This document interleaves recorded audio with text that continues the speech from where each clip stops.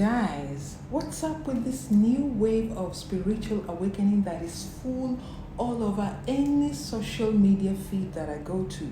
The only thing I see is spiritual awakening, spiritual awakening. Now, while I am uninterestedly happy for you guys, there is one thing that you do that is causing me to make this video, and that is preaching against Christians going to church.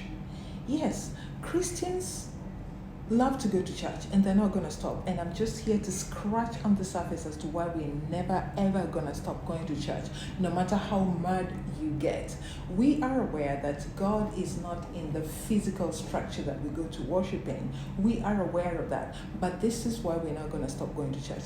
First, we need to belong to a body, to an entity. Even you guys belong to your secret societies and whatever. It is important to be part of something, identify with something, and be part of something. And that's what we get when we go to church. Secondly, praise and worship. Are you aware that almost all the churches except Catholics has this jam-packed jam session? In fact, if you are in Africa or all these Caribbean churches, you know what I'm talking about. We have a complete jam session. In fact, in some cases, it can even be a dancomania with this invincible gold medal that is awarded to the best dancer. And you know what the dance, praise and worship does to you? It keeps you happy and it keeps you fit. Number 3, we are going there because we want to get married, all right? Just the same way you scroll on your dating apps, Tinder and wherever, and you plan to meet all these psychos and serial killers who end up making you to split your bills 50-50. All we have to do is go to church and, take note of a brother's new haircut or just fall under the anointing. Yes, we have like-minded people there who have also come scouting and hunting, and that is how you get hinged, all right? And in the event you can't do it by yourself, there is always some old guys or old ladies who will help you with the matchmaking. Now, moving on to number 4, you have set yourself up with a guy or with a lady, and now we are moving on to the next stage, which is wedding. Do you know that these people in church will actually plan a surprise bridal shower for you? They will shower you with gifts and they will make sure you have no idea about it. All you have to do is to be a beautiful bride. All you have to do is to be that handsome groom. Yes, it does happen. And now your wedding is there and the gifts are there. All right, now you're having your first kid. You need people that will surprise you with that baby shower, and they always do it so seamlessly. It's like there is an entire department of event management that will make sure that your baby shower doesn't go wrong, even if it means having an accomplice to make your husband keep you. They will just come up with something and make your baby shower the best of the best of the best. And you need this kind of things in your life. And while you're out there, you have to plan it for yourself and call people. In church, they actually surprise you, and you better be surprised because it's always so surprising and cute. And now we move to your kid has been born. If you now appoint yourself to be one of these poor parents or, financially challenged parents with very smart kids, guess what? The church has got these people that are so connected, and they can always help you with like getting a bursary for your kids or a scholarship. They have it sorted. There's always somebody like that in the church. And now your kid is graduated, right? There's always somebody. There is a professional cocktail of people. Name it. Is it lawyer? Is it architect? Is it surgeon? Is it accountant? Whatever. There's always somebody who's going to help that child again with a career path.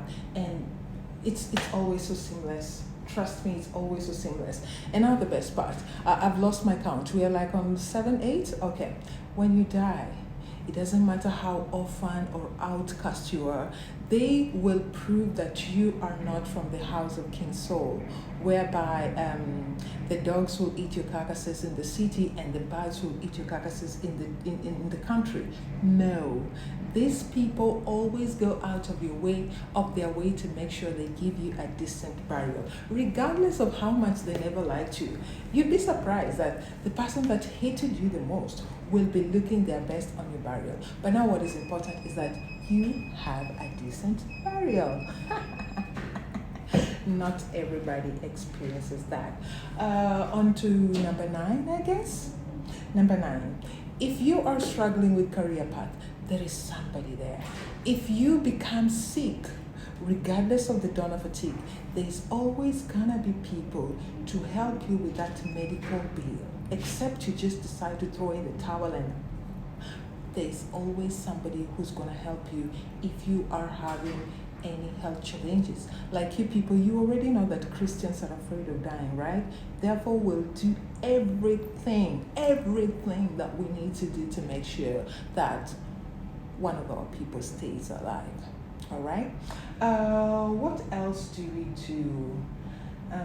There's just a whole bunch of things that Christians going to church and having this conglomerate helps us in our lives, and all of this has got nothing with God being in a structure, because God is in us. And now you say that there is no love like Christian, there is no hate like Christian love or whatever. We don't give a damn. We are still gonna go to church. We're gonna go to church to get married, to have babies, to get academic, whatever. There is this one. This is actually very interesting. If you find yourself in a foreign country and you are having like problem getting into the system, there is always somebody in church who knows how you can get into the system. What am I talking about?